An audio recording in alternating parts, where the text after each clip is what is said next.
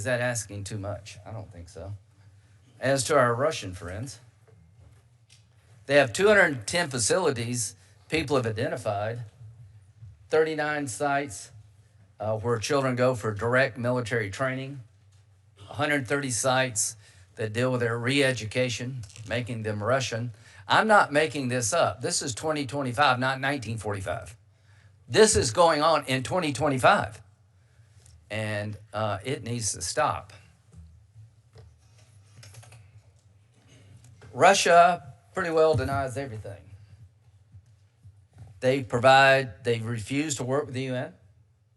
They block monitoring. They have done nothing meaningful to resolve this issue.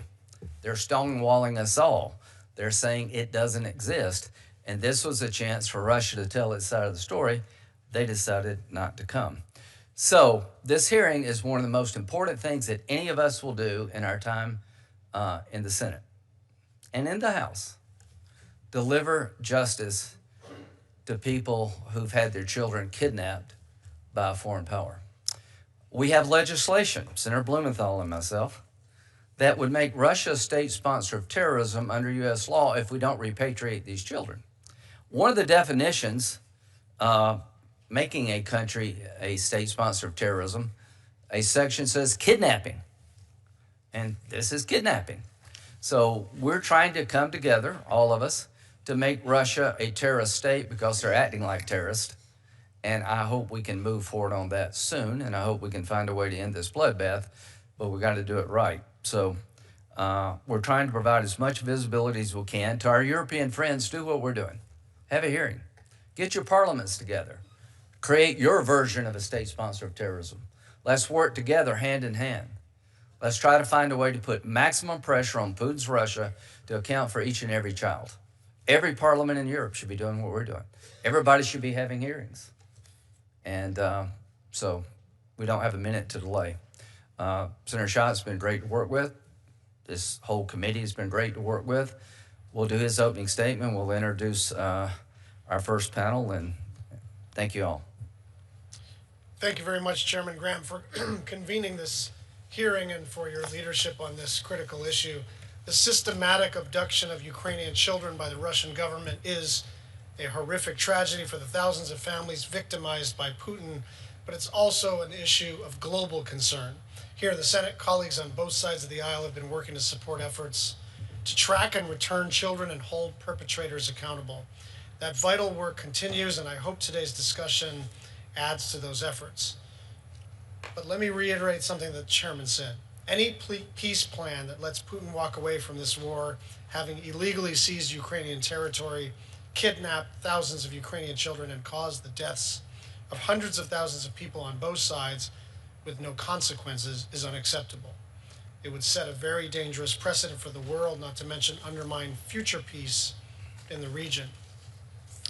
It is disappointing that the State Department declined to participate in today's hearing, but I hope that the administration will be briefing us about these talks very soon. As I noted, there has been a bipartisan effort to address Russia's mass abduction of Ukrainian children, and yet earlier this year, the Trump administration abruptly ended a contract which jeopardized the work to get critical data, including on abducted children, to the Ukrainian government and European law enforcement. It is one of the many instances where the administration has eliminated, undermined, or disregarded bipartisan priorities that are under the purview of this subcommittee, and why it's so important that we negotiate and enact a bipartisan state and foreign ops bill for the next fiscal year. The bill is critical for protecting American interests through targeted security and economic assistance for key allies and partners like Ukraine. And to do that well, the bill needs to restore transparency, strengthen the State Department's workforce, meet our international commitments, and ensure compliance with the law. We shouldn't have to wonder whether funds are being spent as we intended, or hear secondhand that critical efforts that we all supported are gone. For today, I'm interested in hearing from our witnesses about what's required to return, reintegrate, and rehabilitate Ukrainian children, and how we can best help. I'm also interested in how we can support law enforcement efforts, including national prosecutors and courts, as well as the ICC, which has indicted Putin for war crimes associated with the abduction of these children. I want to thank our witnesses today for their testimony, and I look forward to the discussion. Thank you. Chairman Collins, would you, thank you for coming. Would you? Thank you, Mr. Chairman. I just want to commend you and the ranking member for shining a spotlight on a truly horrendous problem. And I am happy to work with you in any way to send the strongest possible signal to President Putin, to Russia, that this is simply so wrong. It is a war crime. It is something that simply cannot be allowed to continue. So thank you very much for your leadership and that of our witnesses today. Thank you very much, Madam Chairman. Our first panel are our colleagues, two from the House, two from the Senate, Republicans and Democrats who have been deeply involved in this issue and every other issue related to Putin's war on Ukraine. And I thought it would be good to hear from you because you've been leading on so many ways. And Senator Blumenthal, we've had a great relationship over this issue, and it's now time to get some bills passed. Senator Blumenthal. Thank you very much, Chairman Graham. I've been to Ukraine 8 times since the beginning of this war. Most of those trips with you, Mr. Chairman, some long overnight train rides, and first and foremost, thank you for your leadership, which has been truly historic, without any exaggeration, on this issue. I also want to thank my colleague, Senator Klobuchar, for her leadership, which has been really instrumental, and our House colleagues who are here. Thank you. And to the witnesses who will literally testify as to the inhumanity and the criminality that we see unfolding in the kidnapping of these children. It's more than a war crime. It is literally genocide. It is genocide because the ultimate goal of abducting these children is to erase the Ukrainian identity. It is part of a strategic effort to erase the nation of Ukraine from existence. And Putin tried it by conquering territory. He continues that effort. And the attempted negotiations now ongoing in Moscow, we wish them well, but there's no sign of clear progress, and therefore we need to move forward with our sanctions bill, with the designation of Russia as a state sponsor of terrorism, as well as an effort to use the seized assets. I witnessed firsthand the courage of the Ukrainian people and the brutal toll of Putin's assault, the bombing and missiles that are designed, again, to erase Ukraine and damage the people of Ukraine directly without any regard to the rules of war. And I have spoken to those, some of them, Ukrainian children who have been taken hostage. Of all the moments in my life of this privilege of public service, which we all have, this one will stay with me forever, talking to children about how they were declared orphans because the Russians killed their parents, or simply abducted by Russian soldiers. I cannot describe to you the absolute brutality and inhumanity with which they were treated. 10-month-old Marguerite Propenko, who was kidnapped by Russians under the false pretense of medical examination and rehabilitation. Her name and citizenship were changed, and her birthplace was altered from Kherson, Ukraine, to Podolsk, Russia. In another case, 16-year-old Artem, forcibly taken by Russian soldiers to an orphanage where he said he slept, quote, on sagging metal beds, no bedding, just blankets, terrible sanitation. Every day we ate barley stew, strange compote, and crackers, end quote. 9-year-old Ilya lived with his mother in Mariupol when the war began. Quote, I loved my school and my friends, he said. We had a beautiful home. His mother was killed in a Russian missile strike. He buried her in their backyard. He was transferred to a hospital in Donetsk where he underwent surgery without anesthesia and was told by Russian doctors that he shouldn't say glory to Ukraine anymore. Those are just a few of the stories. Having talked to some of these children, I think the people of the United States should know about these atrocities, war crimes, genocide, as part of a systematic, deliberate effort to indoctrinate the children of Ukraine with pro-Russian ideologies and to delegitimize and deny their national identity. I was proud to join you, Mr. Chairman, along with Senator Britt and Senator Klobuchar in introducing this legislation earlier this year that would designate Russia as a state sponsor of terrorism, part of a very exclusive club, well earned by Russia and Vladimir Putin. And I want to thank all the members of the United States Senate. I hope all the members. I challenge my colleagues on both sides of the aisle to vote for this measure. And if you are in possession of an ounce of humanity, you will support this measure enthusiastically. Thank you, Mr. Chairman. Thank you, Senator Klobuchar. You made me aware of this issue. I appreciate it. The floor is yours. Thank you. Thank you very much, Mr. Chairman. Senator Schatz for leading this powerful subcommittee of people that have been leaders on this issue. You couldn't think of a better time for this hearing as these negotiations are ongoing and we must stand with Ukraine, and I appreciated both of your words. So I recently returned from Rome, where 12 days ago I had the honor of joining the Ukrainian delegation sent by President Zelensky to meet with Pope Leo at the Vatican. I was there alongside Maxime, who will testify today. And it's one thing to have the numbers that we all use about the number of kids that are over there, some of them as old as teenagers, some of them as young as 1 year old, 2 years old, 3 years old. It's another to actually sit across the table from them and their families. I met Sashko, who was taken from his home in Mariupol after being wounded in a Russian bombardment. At our breakfast, he was there with his brave grandma, Ludmila, who told me she eventually took matters into her own hands, this grandma, when he was able to get a cell phone and call her, and she went into the occupied territory to rescue him. With the Pope, I stood next to Veronica, who was confined in Russia against her will for both her 13th and her 14th birthdays, including periods of time in isolation before she managed to escape.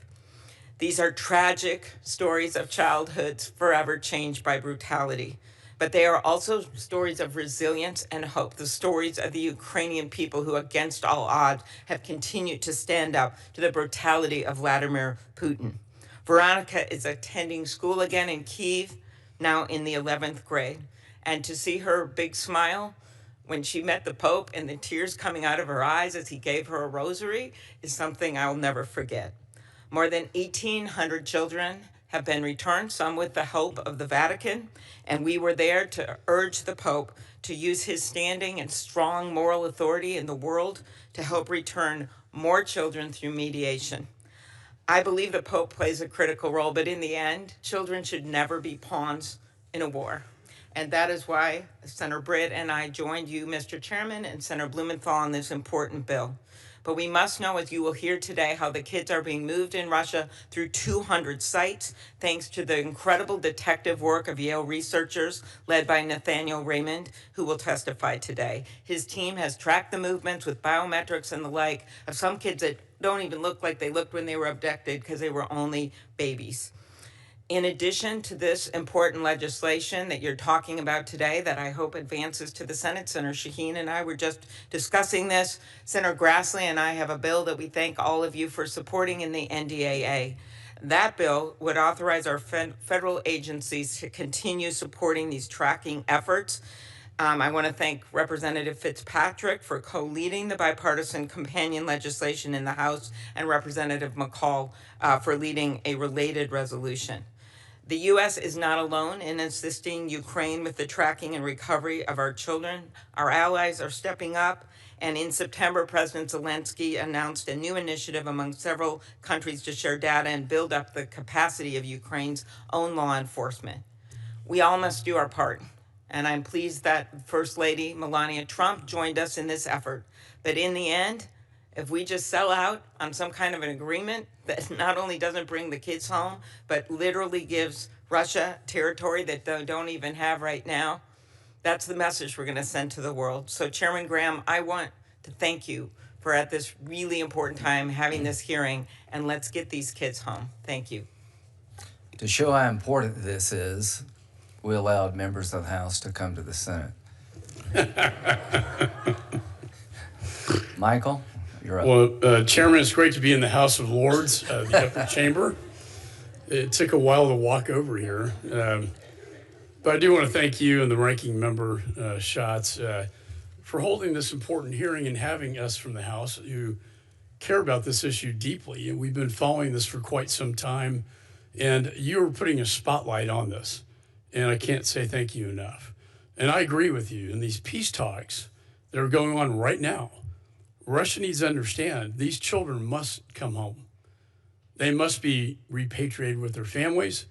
We need an ironclad security agreement, unlike the '94 Budapest Agreement that didn't have that.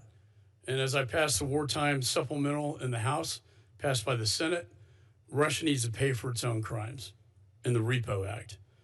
I met with the Ukraine ambassador yesterday, showed me a video that Save Ukraine put together featuring these children and describing the Russian atrocities. The Russian Federation has abducted at least 20,000 children that we know of. And every expert I've talked to believes the number's higher, much higher than that. They are also indoctrinating and militarizing Ukrainian children in the occupied territories, possibly up to 1 million. According to the video, Russia has allocated $7 billion in its 26-28 budget for a national project titled Youth and Children, essentially militarized youth organizations. The ambassador told me again that 1 million children live in the occupied territories, vulnerable to brainwashing and abuse, and more than 43,000 have already enrolled in Russia's paramilitary youth program. And I think really most frightening to me is in these territories, the textbooks spew false information and conspiracy theories about NATO and the free world. All this is part of Russia's effort to turn future generations against Ukraine, the United States, and Europe, because in their words, they are preparing for a large-scale war against NATO. It will not end at Donbass and the land bridge to Crimea. We have to be clear-eyed in these negotiations. Some of these children's parents have been threatened in giving up their kids. They're shipped to Russia, stripped of their identities, tortured, forced to memorize propaganda, and told their country and their own families are the enemy. Finally, many of them are sent to the front lines of the Russian war itself. Imagine a child age 16 being sent to the front lines to fight against their own homeland. And Mr. Chairman, in the documentary Children in the Fire, I'd recommend everybody watch this. They show a child in a prison where adults use electrodes to shock them under their fingernails and genitals. And I hate to even say that in public, but it is so horrific. No child should ever have to endure that kind of barbarism. And to me, it's good versus evil, and this is evil in its purest form. And like the chairman, I've met with a lot of these survivors. I've met with many of them who were sent to Russian camps, and they described the forced indoctrination and the torture. As a father of 5, as you mentioned, Mr. Chairman, I can't imagine any of my children being kidnapped and indoctrinated against the United States of America. And imagine how Americans would feel if that happened to them. I'm thankful, Chairman Graham, for your leadership, calling attention to this important issue. And I agree that any peace must include the repatriation of these children, and it must include the ironclad security agreement. We cannot repeat the mistakes of the past. Unfortunately, the reporting I'm seeing out of Moscow shows Ukraine making concessions while Putin has made none. That is no surprise. I think he will drag this out. He will continue his behavior, including the kidnapping and abuse of the children, until pressure is placed on him and he's forced to be stopped. We must hold those responsible accountable and ensure this ends not only for Ukraine's sake, but for our own sake and for the world. Russia's attempt to re-engineer an entire generation is a battle plan. In their words, they are preparing children for war against NATO. This is a national security imperative, and beyond that, it's a moral imperative. And this is a time, all of us on both sides of the aisle, for moral clarity, because history will judge us by what we do here and now. And it will judge us how we respond today. So again, Mr. Chairman, thank you for holding this important hearing. I look forward to working with you in this committee. Thank you. Congressman Fitzpatrick. Thank the chair and the ranking member, and to all of our Senate colleagues for allowing Mike and I to come here today. No matter what path any of us have taken here, whether we're here in an elected capacity, the media, advocates, supporters, I think we can all agree on one thing, and that is none of us have any higher responsibility in any aspect of our lives than to take care of our kids. That is our single most important responsibility that we have as human beings. And as we sit here today, there are close to 20,000 Ukrainian children who are living in fear, living in uncertainty, that are relying on us, people who have a position of authority, to not forget them, and not just to not forget them, but to make sure we do everything in our power, everything in our capacity to bring them home to their families. And there's nothing accidental about Russia's abduction of these Ukrainian children. This is not a byproduct of war. It's a calculated decision by Vladimir Putin. It is state-directed, and it is one of the clearest perpetuations of terror that this war has seen. Since February of 2022, Ukrainian authorities, as was pointed out by Senator Graham, documented at a bare minimum 19,546 children. Every single one of those children have a name. Every single one of those children have dreams. They all have families that they love. And as we sit here today, they are living in fear. And they've been forcibly taken from their families, transported to Russian custody or Russian-occupied territories. These abductions are not random. They're not isolated. They are part of a deliberate effort that is specifically designed to do what Vladimir Putin has said he was going to do for years, to destroy Ukraine by erasing their culture and erasing their next generation of young Ukrainians. Silence in the face of such deliberate evil can never be an option for any of us. We have a responsibility and, more importantly, a moral obligation as human beings to make sure we take action here. And that begins with sending the following message to the Russian Federation. If you continue to kidnap Ukraine's children, and if you refuse to return every single last one of them home, you will bear the full weight of being recognized for what you have become, which is a state sponsor of terror. The bipartisan bill put forth by Senator Graham and several of his colleagues is a necessary first step, but it certainly cannot be the last. Congress can and must come together without further delay to sanction every single element of Vladimir Putin's regime. Every official, every institution, every entity complicit in Russia's assault against Ukraine must be held to account. And moreover, our adversaries must also be put on notice that if you enable the abduction of Ukraine's children or bankroll the slaughter of innocent Ukrainian civilians, the United States will hold you accountable. I want to thank Ukraine's ambassador to the United States for her partnership, for highlighting the urgency of this issue, of the staggering disregard in which Russia has for its human rights. And Mr. Chair, Mr. Ranking Member, we are reliving some of the most horrific parts of history, things that we thought were permanently relegated to the history books. When Germany invaded Poland September 1st of 1939, there were a lot of officials throughout the world that said it's a regional conflict. We don't want to provoke. We don't want to escalate. And what has history taught us? That a problem that could have been nipped in the bud early, because it was not, turned out to be the costliest and deadliest war in world history, where we had to send our own children to die on Omaha Beach. Those are the lessons of history. The decisions of Neville Chamberlain and the decisions of his successor, Winston Churchill. Vastly different approaches that led to vastly different outcomes. And yet here we are today having that very same debate when history has already answered this question for us. When it comes to democracies standing up against dictators, there are two choices. There are two options. There's peace through strength and there's war through weakness. There is no magical third option. And history has recorded the decisions of our predecessors. History will now record our decisions and our actions here today. So let's make sure that we make the next generation that's reading about our actions here today proud of the decisions we made. And that starts with standing up for every single last Ukrainian child that's been abducted, never letting them leave our mind for 1 second, and work tirelessly and insist that every last one of them come home to their families. I yield back. Thank you all for testifying. I know you've got a lot to do. We'll have the second panel. Senator Britt's been mentioned a couple of times. She's the original co-sponsor of this legislation with Senator Blumenthal and Klobuchar to make Russia a state sponsor of terrorism. So if you want to. No, thank you, Mr. Chairman. I appreciate you and the ranking member holding this hearing.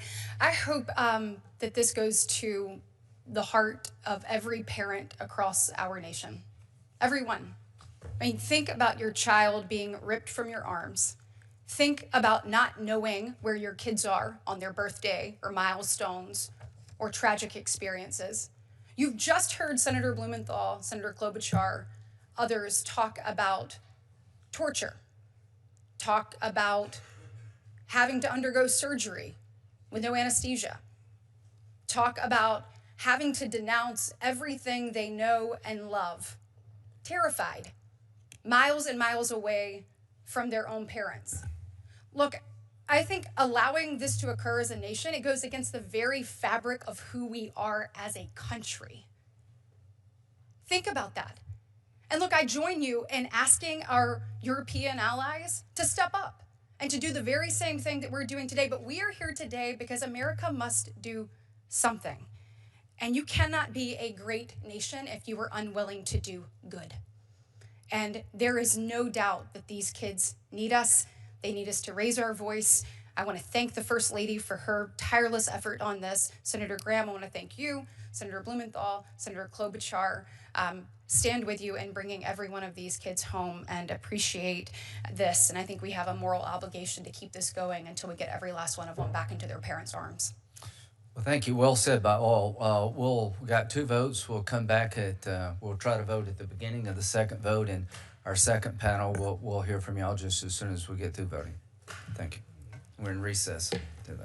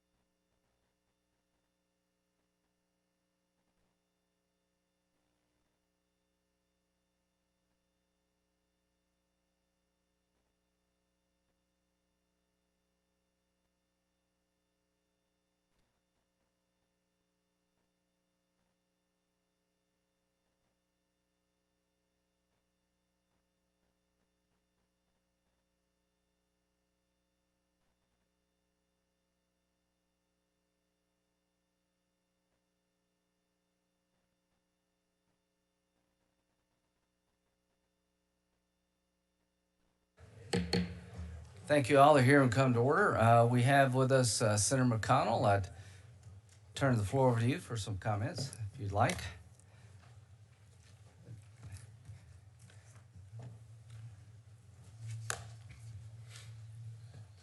Thank you, Mr. Chairman.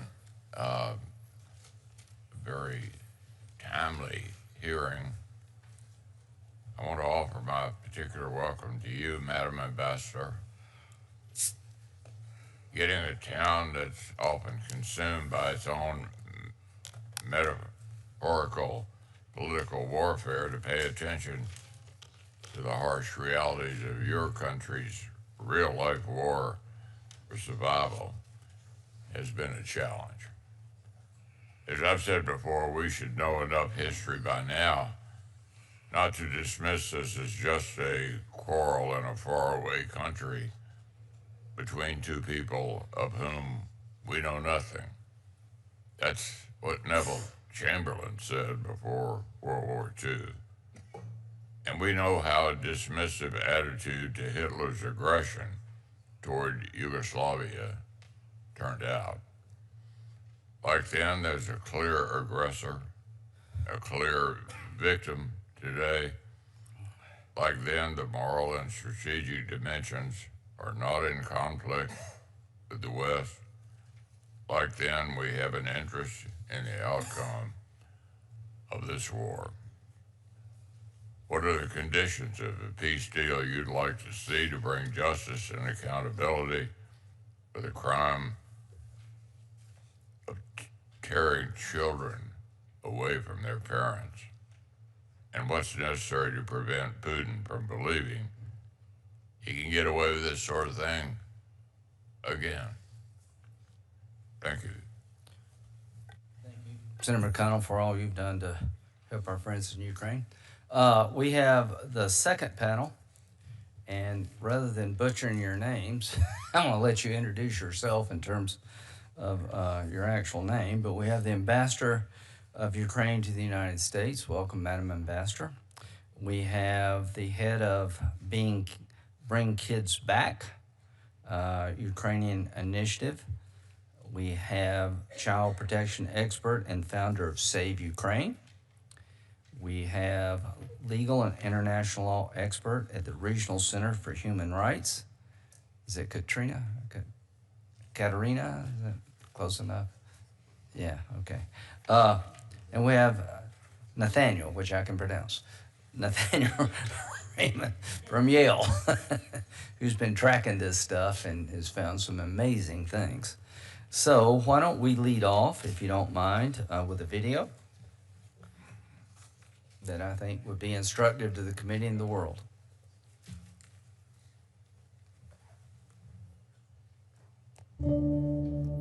Коли почалася повномасштабна війна, я був вдома. Мені тоді було 16 років. Нас в сім'ї було я, мама і тато. Коли почули, що почали стріляти, ми одразу побігли до батьків на роботу у підвал. І ми сиділи всю ніч і цілий день в підвалі. Росіяни окупували наше село, і ми були 3,5 місяці під окупацією.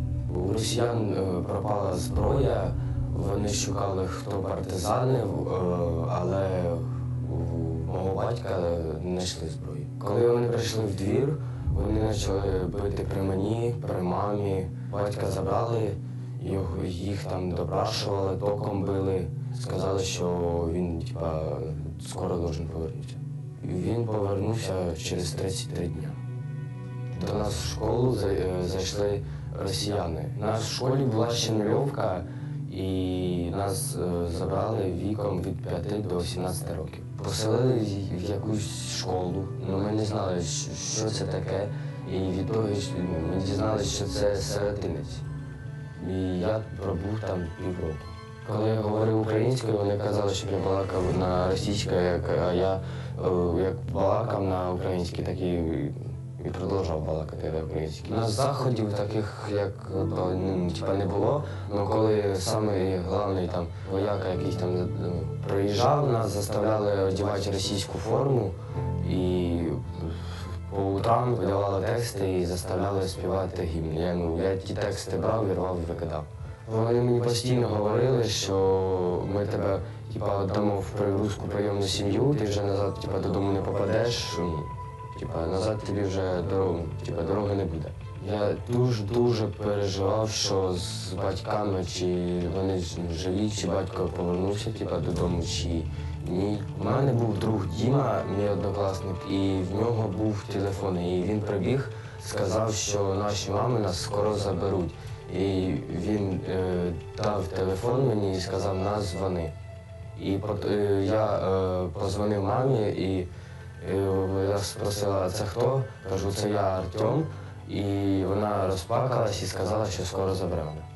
Через 4 дні заходить директор і каже, спустіться вниз, і там стоять наші батьки, мама. І ми, коли їх побачили, ми одразу підбігли, почали обніматися і плакати. І я подумав, що я вже біля мами небезпека. Я дуже хотів додому. Мені мама сказала, що мене вдома жде батько, і його випустили в той самий день, коли мене забрали. Я хочу, щоб всі знали мою історію, щоб росіяни віддали всіх дітей, щоб вони повернулися додому. Я пережив це, і я не хочу, щоб переживали це інші діти.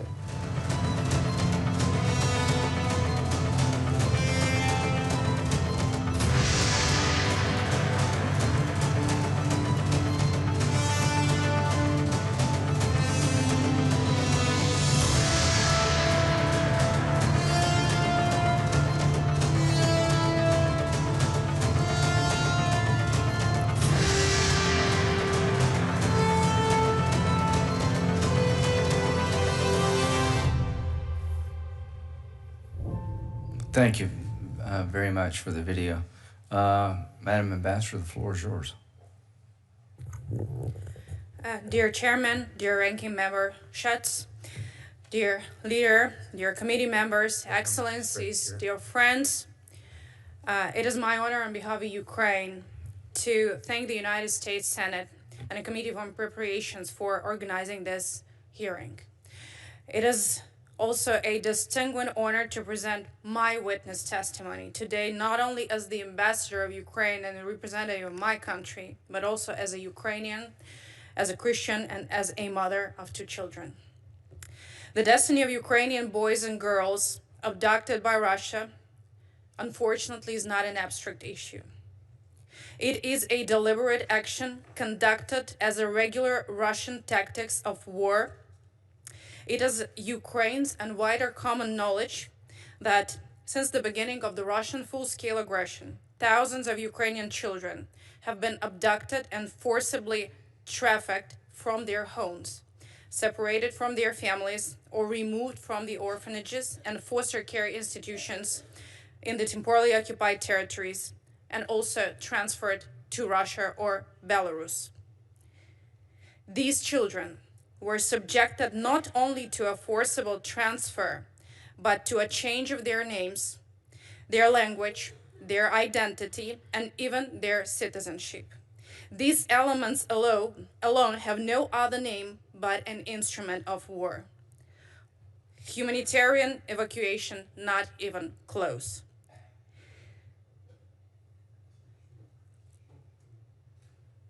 As a scale which is under aggression, Ukrainian nation has not only been documenting and speaking and being vocal about those crimes. Together with international partners and our allies and volunteers, we mobilize efforts to take every step we can to bring every innocent soul back to their families, back to their lands. But only with all of these efforts, it was only a small fraction of these children who were able to come back homes. Each child's return is a miracle of diplomacy, coordination, and extraordinary courage from their parents who traveled through multiple countries, through the war zones, just to reclaim their sons and daughters back. But for every child who makes it home, many more remain missing, hidden and trapped in systems that are designed to keep them away from Ukraine and from the truth of what happened to them. As a mother, I cannot accept that any government would treat children as a trophies of war or bargaining chip in a geopolitical negotiations. Children are not assets to be moved on geopolitical chessboard. They are human beings with names, souls, families, memories, and rights.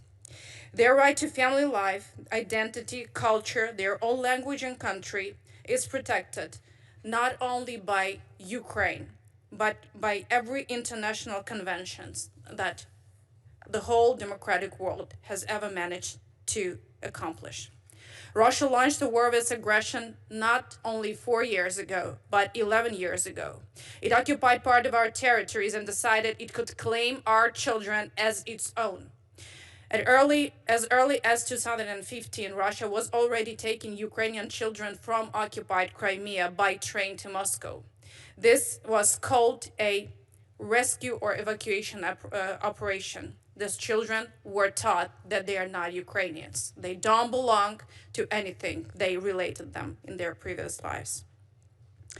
Based on the massive amount of evidence and the cases presented to the court, on the July 9, 2025, the European Court of Human Rights confirmed that between 2014 and 2022, Russia abducted Ukrainian children and transferred them into unrelated Russian families. The court also established that indoctrination of children is a state policy of Russian Federation aimed at destroying Ukrainian identity.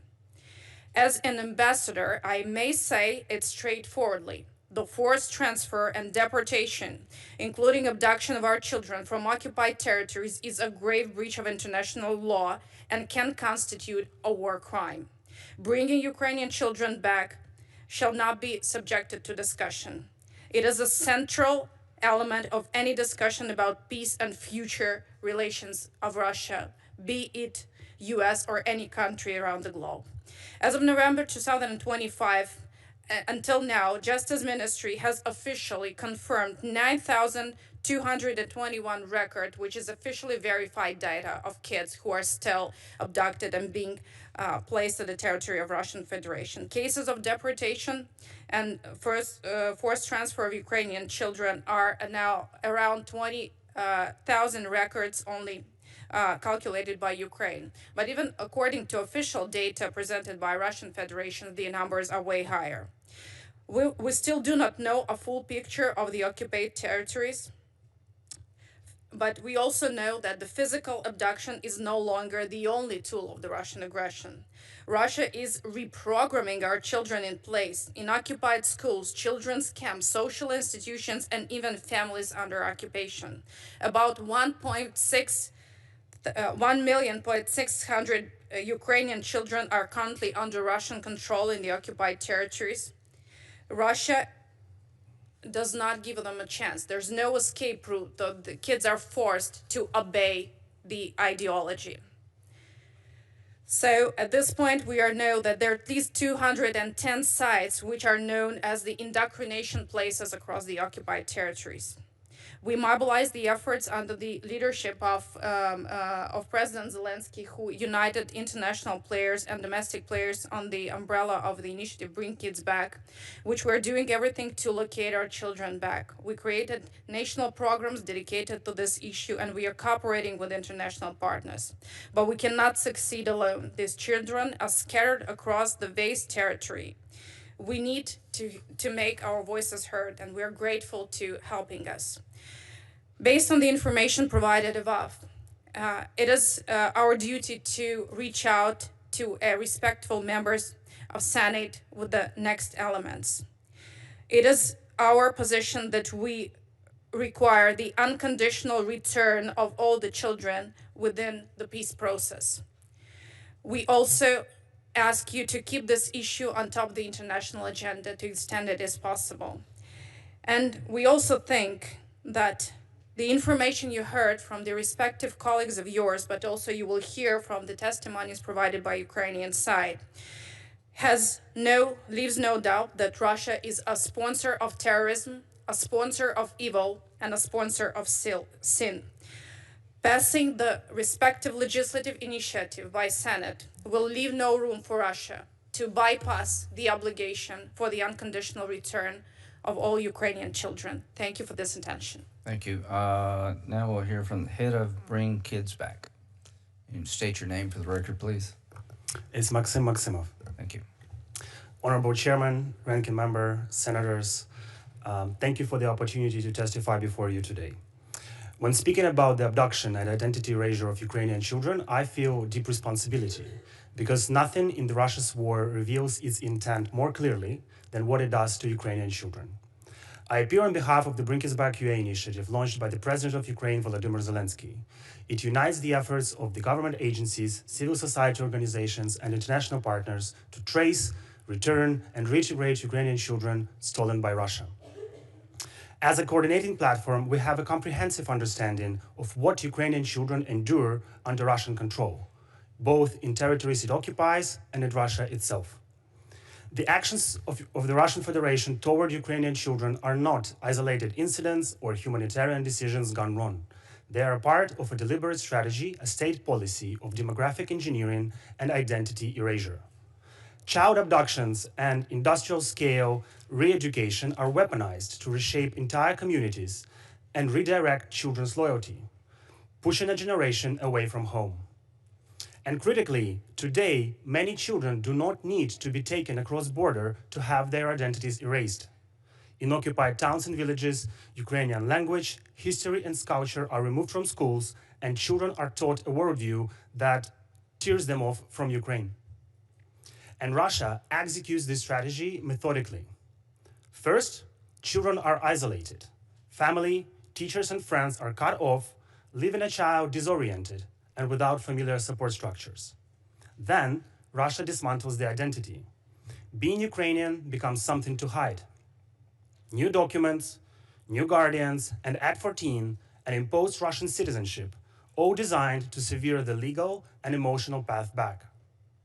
Over time, this pressure reshapes a child's sense of who they are and where they belong. Finally, when identity is weakened, militarization begins. Children enter state-run programs where they train with drones, practice assault drills, and absorb wartime ideology. By 18, that imposed citizenship becomes the basis for conscription, to send them to fight the country they were taken from. This is the arc of Russia's design. Isolate, reprogram, deploy. A 16-year-old Veronika once told me that she was punished for speaking Ukrainian and that she was repeatedly told that her mother has abandoned her and was not coming for her. A lie meant to break her connection to home. And this is exactly why Bring Kids Back UA exists. Not only to bring the kids back, but to reverse what Russia tried to do and keep children from being lost twice, first to Russia and then to trauma. Senators, in the beginning of my statement, I said that nothing expresses the nature of Russia's war against Ukraine better or more clearly than what it does to our children. Because if these were humanitarian evacuations, then why did Russia build a network of political re-education camps? And if this war is about NATO expansion, then why is Russia rewriting the identity of 2-year-olds, unless it needs new children to fight its future wars?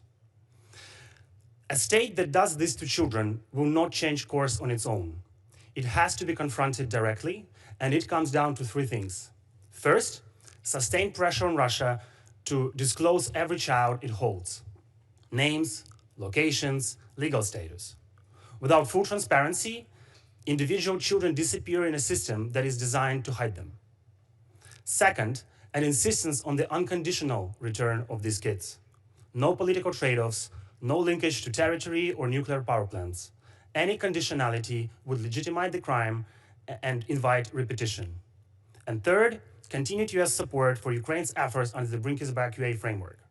Tracing, returns, reintegration, and accountability. These are the steps that would dismantle the system Russia built and bring our children back home as themselves. There can be no durable peace while Ukrainian children remain missing, reprogrammed, or trapped inside Russia's administrative system. Senators, through coordinated efforts under the Bring Kids Back UA initiative, 1,859 children have been returned back to Ukraine. Your leadership and your pressure directly determines how many more will come home. Thank you for your support, and thank you for standing with us in this fight. Thank you. Senator Murray, would you like to say anything, or? I'll wait till my Okay. Gentleman from Save Ukraine. Mikola Kuleba.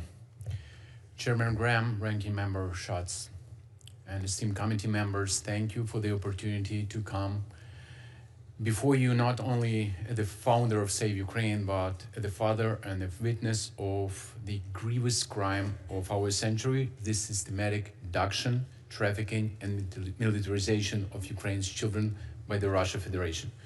Through our Save Ukraine Underground Railroad, built with coordination of Bring Us Back initiative, President Zelensky, we rescued more than 1,000 children from Russia and occupied territories. And let me speak on their behalf. I give testimony in this historic moment of urgency, not experienced in generations, but with the same goal as Stalin's Holodomor to erase Ukraine. Not just by bombs, but by stealing our innocent children.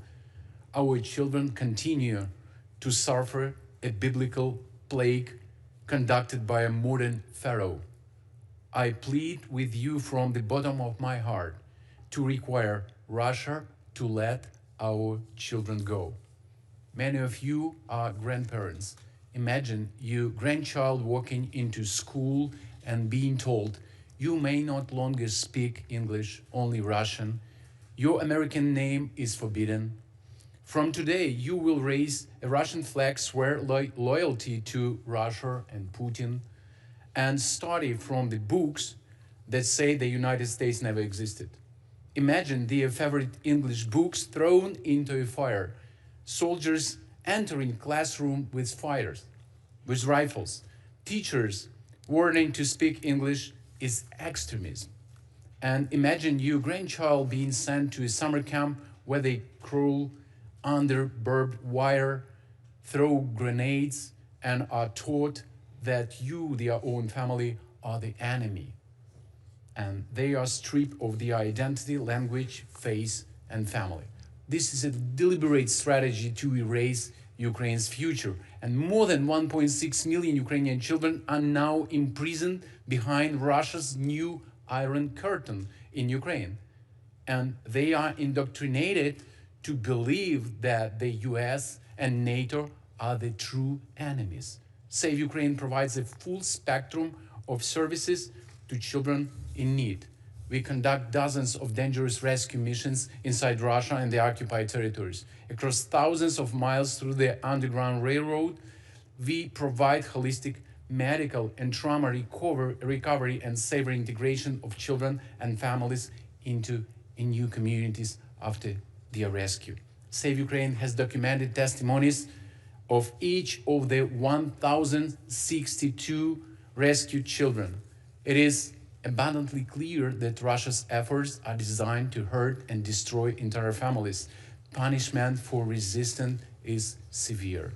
And today, streets in occupied territories are filled with Russian soldiers and parents terrified to let their children go outside because the military presence is everywhere.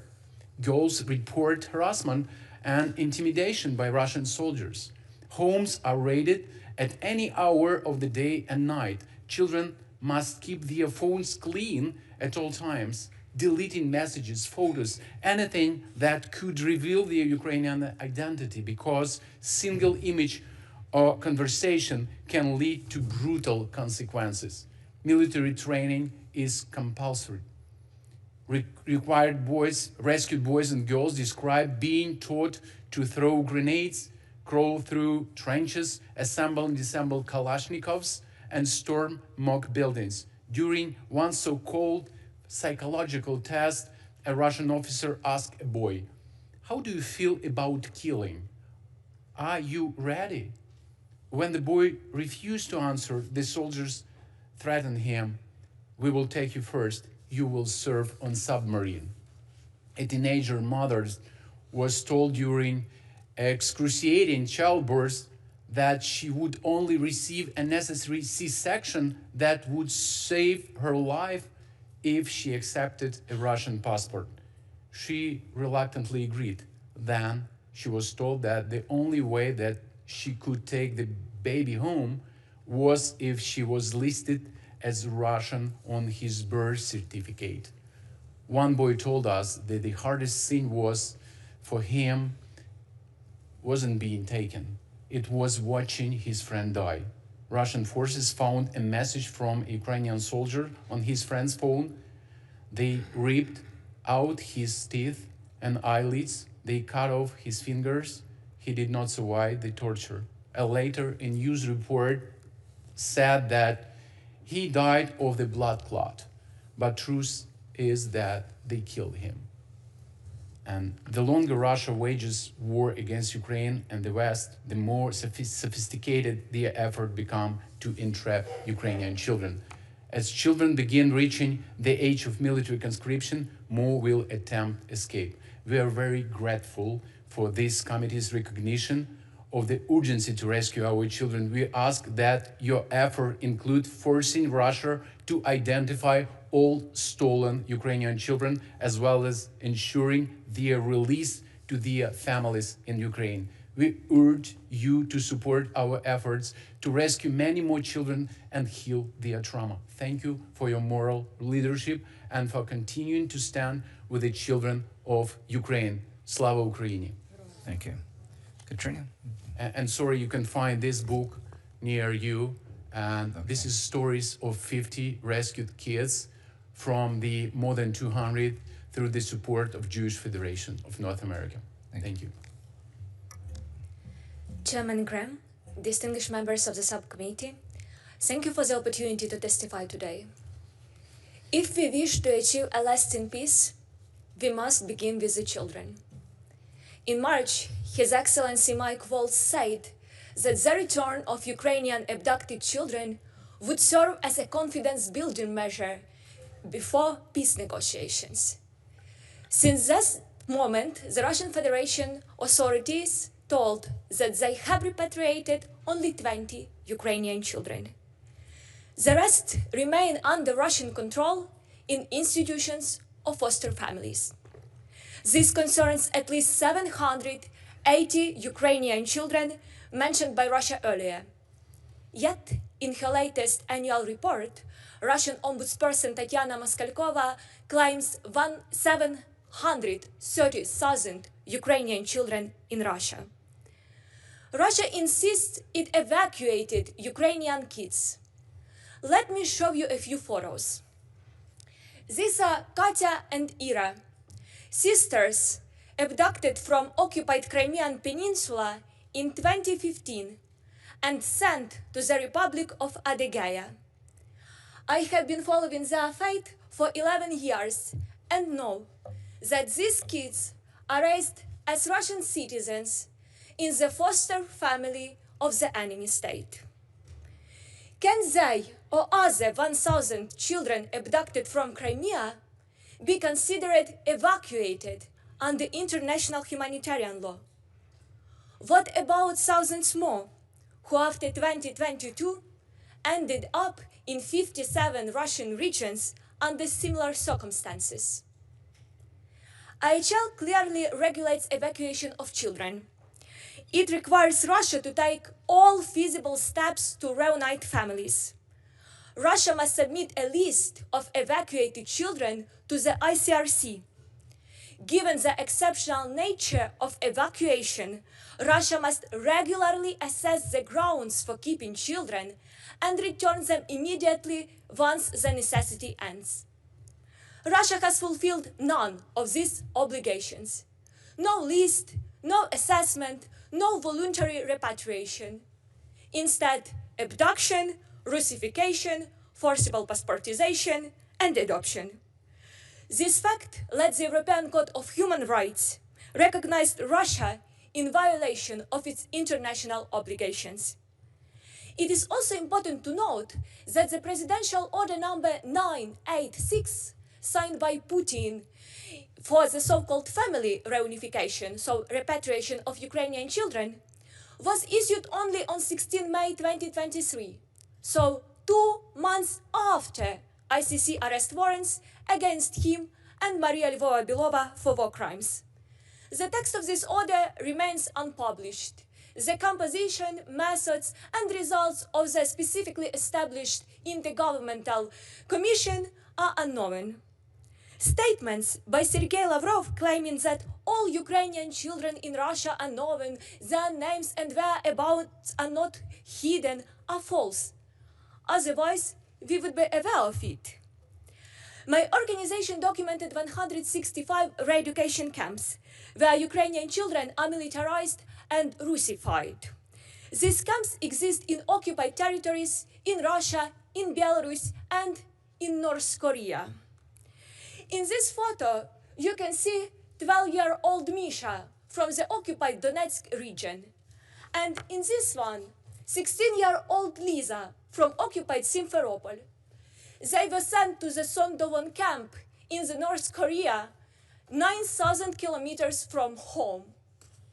In this camp, children were taught to destroy Japanese militaries and met Korean veterans who in 1968 attacked the United States ship Pueblo, killing and wounding 9 American soldiers. Russification and militarization cause severe trauma and violate children's dignity. At 17, boys received draft notices into the Russian army. The ultimate goal is clear and quite genocidal: to make Ukrainians kill each other. In September 2025, the United Nations Committee on Economic, Social and Cultural Rights recognized these actions as forced cultural assimilation. Children who resist Russification are labeled terrorists and extremists and sent to psychiatric institutions for forced medical treatment. Distinguished members of the subcommittee, I am grateful for your every initiative countering the abduction and Russification of Ukrainian children, including sanctions, and also support for the accountability efforts. Recently, in Nigeria, Boko Haram abducted 300 girls and boys. Like Russia and North Korea, terrorists watch to see how determined world leaders will be in reuniting children with their families, holding perpetrators accountable, and preventing future abuses not only in Ukraine, but in the other part of our worlds. That is why amnesty for war criminals is not an option for us. That is why Russia must immediately and unconditionally return all abducted Ukrainian children via international and independent mechanism. That is why we cannot recognize occupied territories as Russian, neither de jure nor de facto, as it would undermine international legal order, peace and security, making us complicit in these crimes. Thank you very much. Mr. Raymond. I want to start with my heartfelt thanks to you, Chairman Graham, you, Ranking Member Schatz, and to all the people who made this pivotal hearing possible today. My name's Nathaniel Raymond. I've been a war crimes investigator for over 25 years, and I serve as the Executive Director of the Humanitarian Research Lab at the Yale School of Public Health. I'm testifying on my own behalf, not on behalf of Yale, and definitely not on behalf of Harvard. That was a joke. And the views expressed are my own. What I want to do today is two things. I want to tell the story of how U.S. assistance has been essential in this case, and I want to give you facts about what we found at the Humanitarian Research Lab over our 3.5 years of investigation. We were called in the summer of 2022 as part of a State Department program called the Conflict Observatory. We were given the mission to investigate reports that Russia was systematically taking kids from territory they were occupying following the full-scale invasion. Frankly, I initially didn't think we could complete the request, but we had a break in the case, which was that mayors and local officials inside Russia were taking selfies with the kids, and they left their location settings public. Whoops. Based on that breakthrough, we were able to combine together very high-resolution satellite imagery and open-source intelligence methods to assess that at least 6,000 children, as of the start of 2023, had been temporarily or permanently taken to so-called patriotic re-education camps inside the temporary occupied territories in Russia itself. Just to give you the sense here, these facilities stretch from the Black Sea all the way to the Eastern Pacific, across Siberia, closer to Japan and Alaska in some cases than they are to Kyiv or Moscow. We, in 2023, building on that number, the International Criminal Court, with assistance from us through the Graham Amendment, helped indict President Putin and issue an arrest warrant for him and Maria Lvova-Belova. We believe that the actual number of children that Russia has taken in our internal estimate is closer to 35,000. You've heard the 19,500 number from our Ukrainian colleagues. We think that is actually low.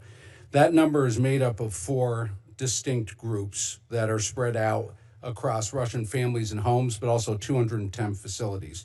Those groups are kids in the camps, kids who have been taken from the battlefield after their parents have been killed in bombardment, kids who were taken from filtration camps when their parents were sent for interrogation after the fall of Mariupol. And the 4th group that I want to go in depth quickly on here are kids from institutions that have been basically hidden in plain sight on Russian adoption websites and in Russian databases as if they were Russian orphans. We've identified at least 314 children that have been unlawfully placed with Russian families. We presented this information to the Security Council in December 2024.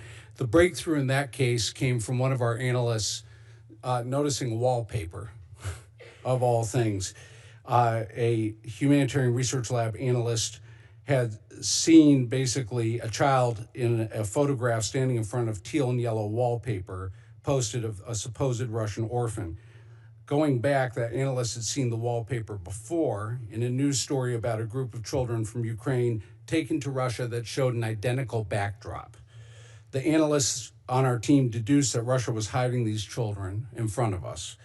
Checking other photos, we found a pattern. That pattern led to understanding the abduction of these and other children, some of whom, based on satellite imagery, were transported from Ukraine on one of President Putin's own planes and held in Russian facilities until they were legally placed for adoption, led to a truly chilling realization. Half of the children we identified were placed in these databases with their siblings. With the limited time I have left, I want to say our funding has been terminated at Humanitarian Research Lab by the State Department, and we are running out of gas and running out of road. We've got about 4 to 6 weeks left. And I want to say to all of you, on behalf of our team, it has been the honor of a lifetime to serve in this mission, regardless of whether we get to continue doing it. Thank you, Senator. Well, thank you. We'll have 5-minute rounds, and thank you all. Very, very compelling testimony. Ms. Raymond, we'll try to keep you up and running here. So just to understand what we're talking about, you're confident that Russia has put up for adoption Ukrainian children being masqueraded as Russian children? High confidence. High confidence. Highest confidence of intelligence assessment. Okay. These camps you talk about run the breadth of Russian territory. How many are there? Do you? Our initial estimate was 110, and that was wrong. It turned out to be 210, approximately. We found more since then, but 210 is our current high confidence assessment, sir. Very briefly, what is the purpose of these camps? 3 purposes: to indoctrinate, militarize, and to isolate. And all of these children going to these camps are Ukrainian, is that correct? That is not correct. There are 3 groups of camps: those that are Ukrainian only, okay, those that are mixed camps, and it really differs by age group, and the third are those that are specifically military training camps that sometimes are Ukrainian only and sometimes mixed. Okay. In your estimate, there could be up to 35,000 Ukrainian children kidnapped by Russia, for lack of a better term? That's our internal estimate right now. We are working to validate, sir. Okay. To save Ukraine, how many children have you reunited with their Ukrainian families? More than 1,000 children have been searched and returned to their relatives in Ukraine. Okay, and we won't go into great detail, but you're able to do that because of when one child is returned, then give you information about other children? Is that sort of how it works? Yeah, through our rescue missions, we provide and we bringing them to our rehabilitation program, and we after rehabilitation and trauma therapy, children witnessing and telling us information about that kids who Which stay- leads you to more children, right? Yeah, and in military camps, military academies, in their villages. I got you. So this underground railroad you described, is that fairly dangerous work? Oh, it's very dangerous. I can't tell you a lot, maybe privately, but it's possible only because we are not telling a lot about it. Yeah. And we have our specific. Okay. Got you. God bless you. Madam Ambassador, appreciate you being here. Make sure I understand, whatever negotiations are going on about territory and the size of the Ukrainian military, NATO, no NATO, the children is the policy or the position of the Ukrainian government. This is non-negotiable, is that correct? Mr. Chairman, you're correct. All children who have been abducted are subjected to unconditional return under the jurisdiction of Ukraine. Okay. Do you have any dialogue with the Russian Federation regarding the identity of these children or any plan to repatriate them? At this point, you have seen that there has been a discussion in Geneva and last week in Florida, and these discussions build around a specific plan of actions, which includes the return of Ukrainian children. However, the discussion is still continued. Okay, but is it part of the negotiated process? Well, at this point, we have created a number of international mechanisms which